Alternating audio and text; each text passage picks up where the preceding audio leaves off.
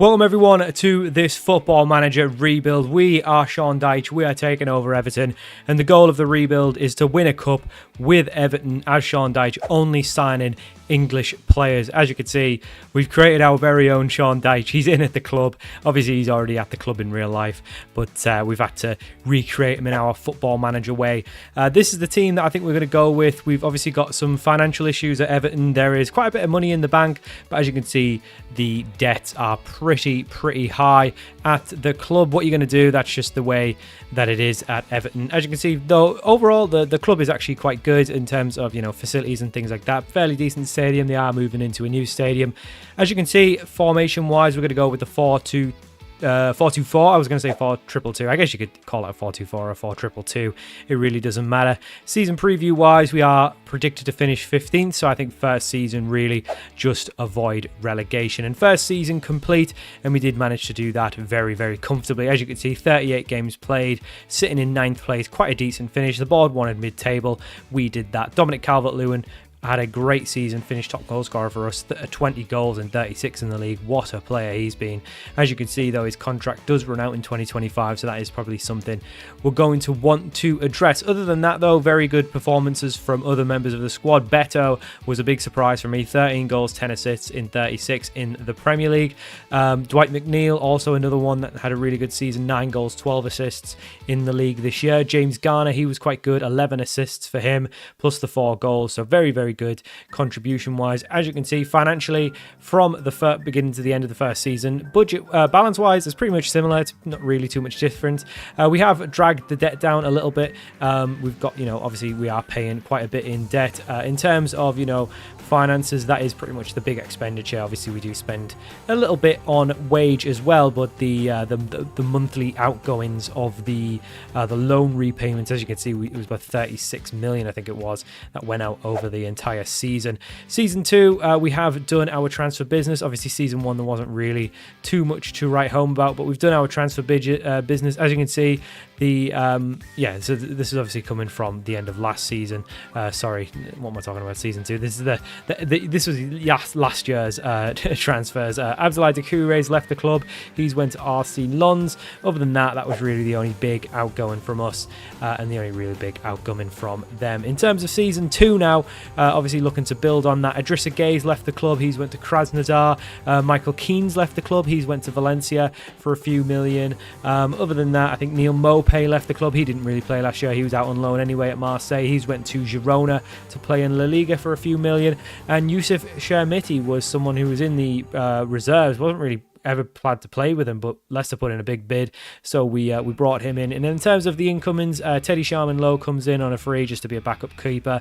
Madueke and Lewis Miley are on season-long loans from Chelsea and Newcastle, respectively. The big one, Marcus Edwards, he joins us from Sporting Lisbon for a big bumper, £27.5 million. He's already had a good start to the second season. Lloyd Kelly, he's come in from Newcastle. Again, we are limited to only English players, so we've had to narrow our scouting range quite significantly. Sam Johnson comes in as our new backup goalkeeper, and Kieran Dewsbury Hall is also another one that's came in on a very cheap deal, just £7 million. It's obviously using a new database, so I don't know exactly what Chelsea paid for him, but I'm pretty sure it was a lot less than £7 million.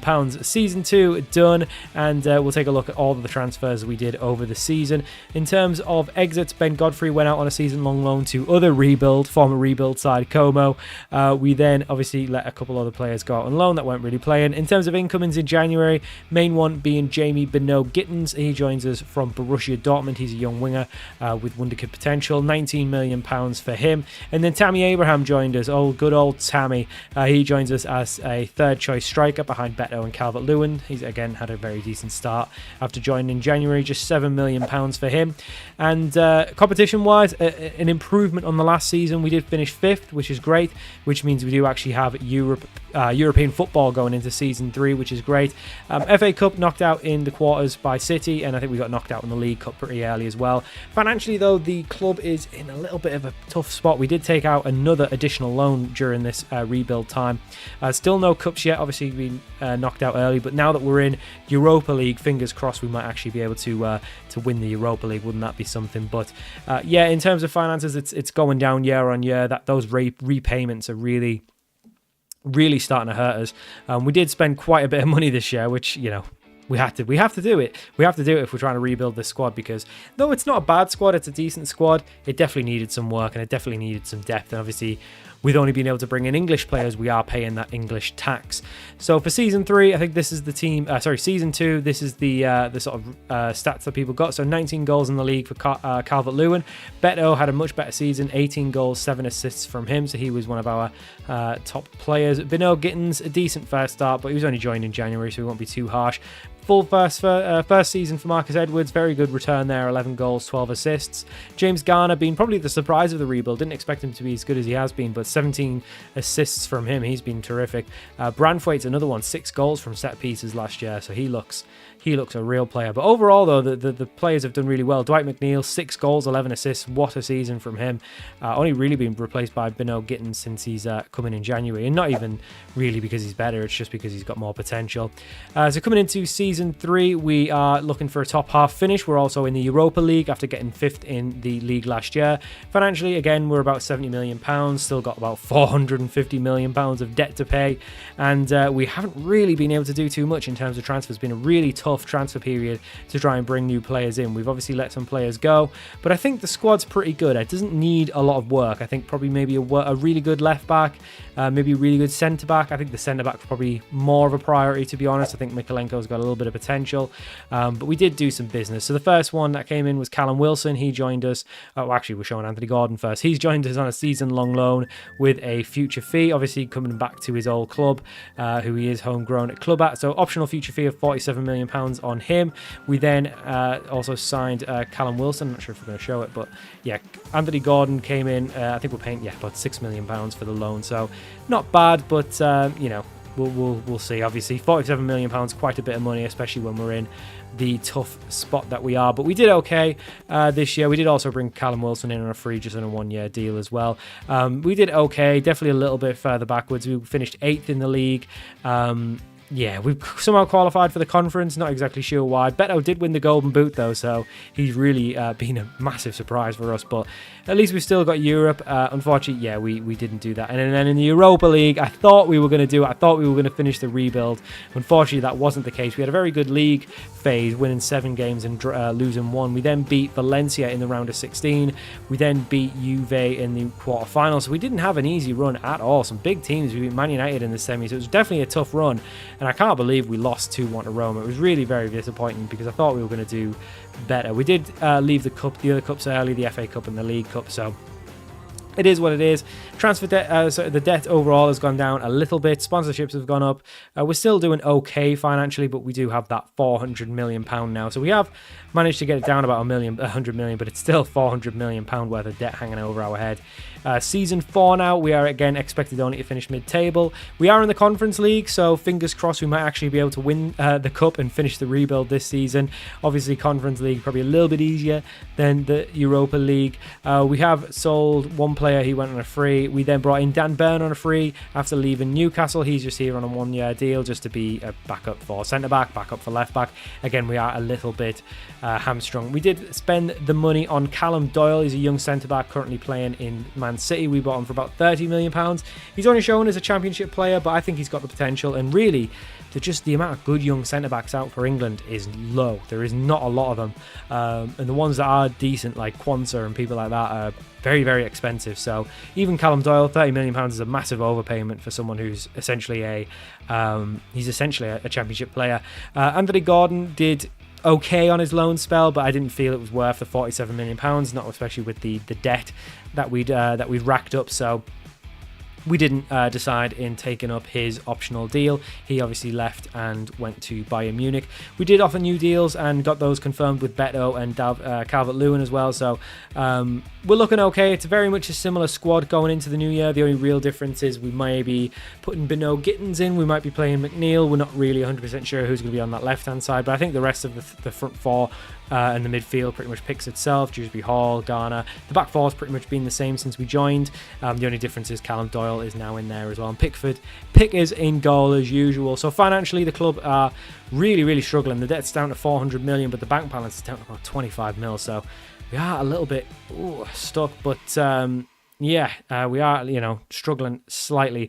We did make a little bit more business as the season went on. Ruben Loftus-Cheek and Tino Livramento joined us in January. Sean Longstaff, who I think I missed on one of the incomings, we must have missed him. He did join us back way when in probably season 2, but we sold him to Shanghai Port for big money.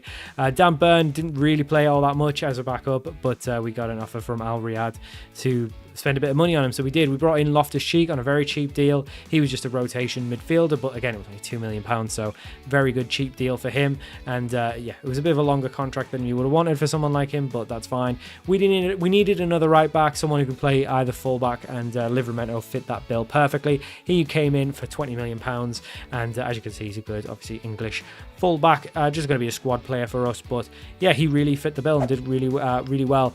And thankfully, we did actually achieve the rebuild goal this time. We won the Conference League. In the Premier League, though, we did finish 6th. Though we were constantly knocking around that European spot. No season besides the first we didn't finish in a European spot. As you can see, league phase, we did really well there. Won all 6 games. We then went in the round of 16. We beat OB from, I can't remember where they're from. We then beat Freiburg in the quarterfinals. Some big matches, some big scoring games in there. Then in the semi-final, we beat Fenerbahce 5-3 over 2 legs, so really good result there. And then in the final, we beat Lazio 5-3 in extra time. Absolutely crazy game. And when you look at these highlights, this is incredible. I mean, you can see the goals down the left-hand side, but we'll just take a look at what occurred in this game. As you can see, Lazio were the first to get the game going, and we'll just speed up these highlights and turn the replays off, get all our settings started, just speed that up a little bit. But yeah, some poor goalkeeping from Pickers. They were down to a man, and we did manage to get a goal back. James Garner smashing one in to make it 1-1. We then went up on the other side, tried to counter-attack, but Lazio caught us on the break. Pickford again, pretty poor in goal, letting in a very poor one there, which did make it Lazio 2, Everton 1. We pulled it back to 2-2. McNeil getting the equaliser there at half-time. And then, unfortunately, a late goal from Lazio would make it 3-2 with just 10 minutes to go. And when you need a hero, you need a hero. Little Tammy Abraham, little £7 million for Tammy Abraham in the 90th minute, grabbing us the equaliser. We then scored in extra time to make it 4-3, but we weren't done there, and he wasn't done there. Tammy Abraham set up Bino Gittins, the youngster from Dortmund, finished them off, and we did win. Everton 5, Lazio 3. A 95th minute equaliser from Tammy Abraham's, provided by Edwards. All of our new signings linking up. It's brilliant to see. He's barely scored since we signed him. He's really just been a backup. But what a return. And then to score the winner as well as the equaliser. Oh, that game's going to go down in infamy for Tammy Abraham. What a man. What a man. Financially, though, we do leave the rebuild with the club probably a little bit worse off, but we won silverware, and Everton haven't won silverware in so long. I think they'll take it. At this point, if the club just sort of coast on the players they have, don't really sign anyone for big money for the next few seasons, and kind of just coast on the fact that we've won something now, let's just keep getting into Europe, hopefully maybe even get into the Champions League, and kind of repair the financial damage and move from there. The club are obviously in their new big stadium, the Bramley Moor Dock Stadium, whatever it's called. Is that what it is? Something like that. But they are doing really well. As you can see, I think overall a very good rebuild. We got Europa League runners-up, we won the Conference League, and that was the main goal, to win something. I genuinely thought we were going to win something like a League Cup. I thought we were going to win maybe even an FA Cup, but to be fair, it was actually in Europe our best records with that Europa League runners-up and the Conference League. So Conference League winners does mean that the rebuild goal is complete.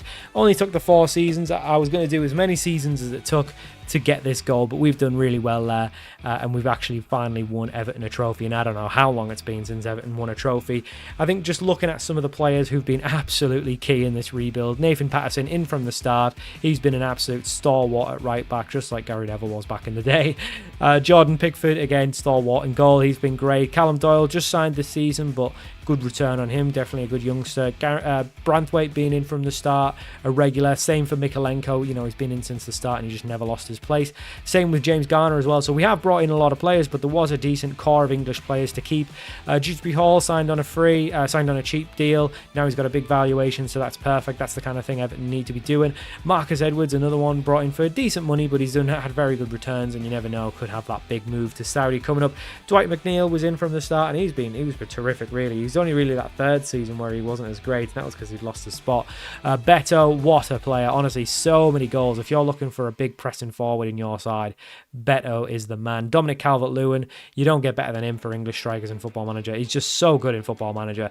Nearly hitting 20 in all 4 seasons. It's just the one where he managed it, but he was only short a couple of goals for the rest of the series. Other than that, obviously, Beno Gittins came in on a fairly cheap deal for a young English winger with big potential. He's done okay. I wouldn't oversell him. And Tammy Abraham, he's got to be the man of the rebuild, getting us that equaliser and that goal. Thank you for watching, and I'll see you all for more Football Manager rebuilds very soon.